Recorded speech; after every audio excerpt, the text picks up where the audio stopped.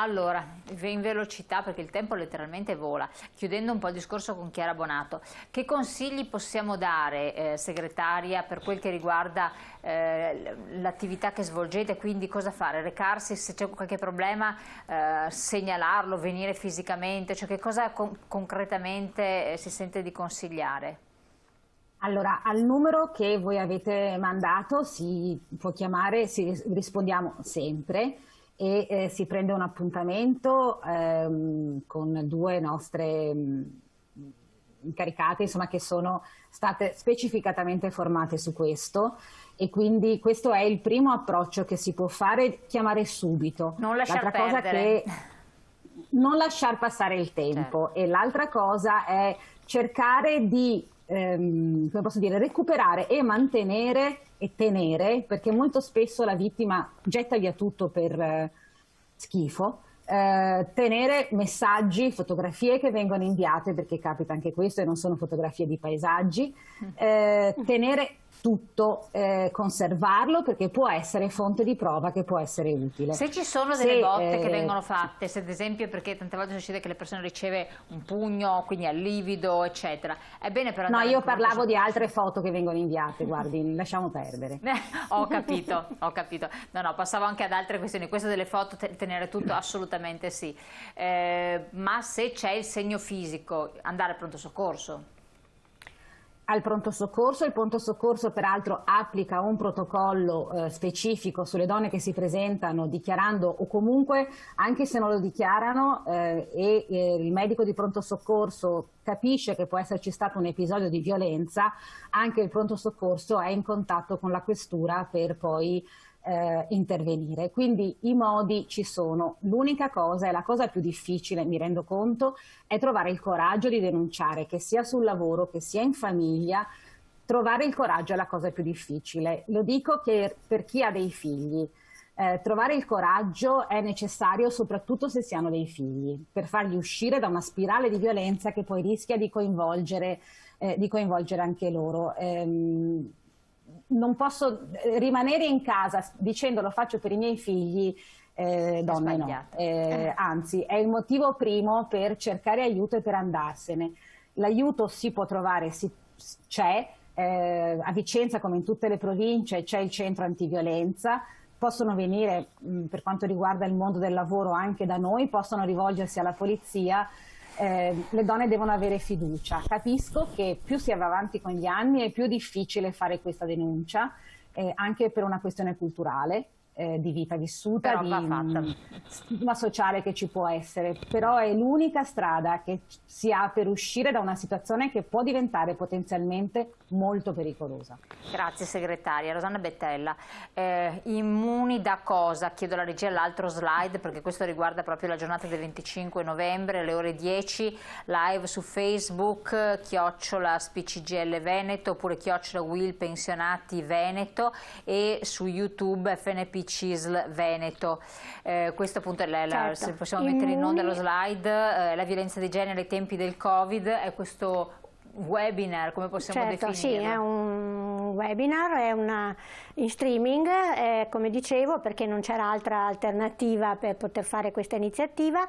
Speriamo che le persone insomma, interessate si colleghino, perché il messaggio che vogliamo dire che vogliamo dare è quello appunto immuni da cosa? Dalla violenza, non vogliamo più violenza e dobbiamo dare gli strumenti alle donne di poterla denunciare attraverso il numero nazionale che ripetiamo 1522, rivolgendosi ai centri antiviolenza oppure agli sportelli che ci sono in alcune camere del lavoro, no? Compreso Vicenza, ma soprattutto farlo e non aver paura di farlo. I centri antiviolenza normalmente hanno collegati anche delle case rifugio, degli appartamenti di sgancio in cui le donne possono trovare ospitalità, perché quando decidono appunto di denunciare un coniuge violento hanno bisogno di essere protette, perché lo vediamo in molti femminicidi.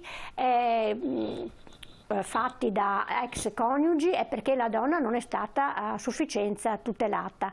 Anche a volte, dobbiamo dirlo, dalle stesse forze dell'ordine le donne in più casi hanno denunciato, ma non sono state credute, perché poi c'è anche questo, no? A volte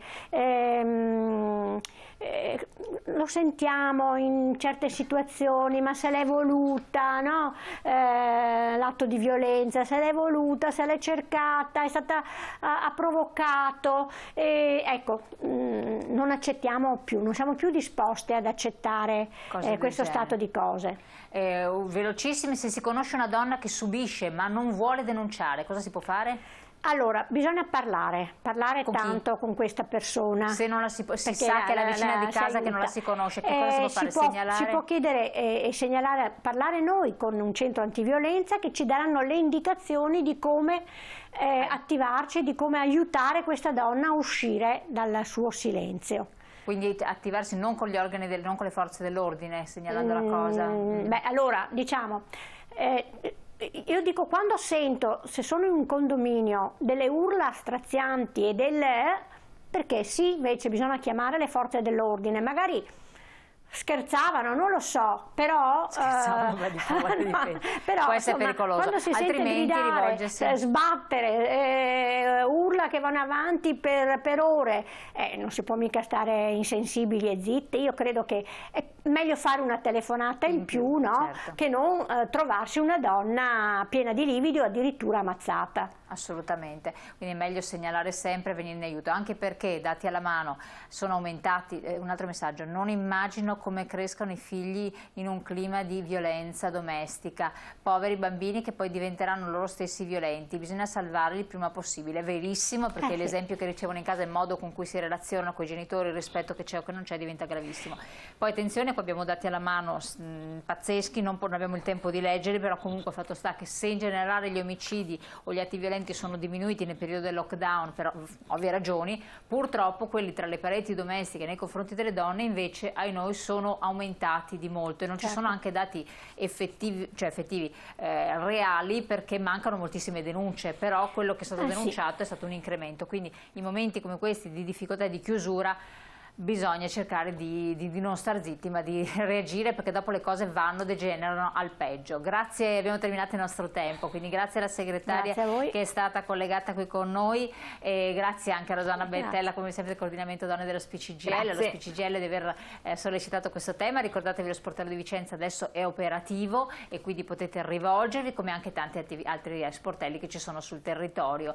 Vi aggiorneremo su questo, anche sul webinar che ci sarà il 25 novembre. Sì, dalle 10, quindi andando sui nostri canali social, Facebook o YouTube, ci si collega, si può accedere, lo si vede, segue, come se si fosse presenti. Insomma, può essere un'ottima opportunità anche per chi sta a casa. Grazie ancora, noi ci vediamo naturalmente prestissimo.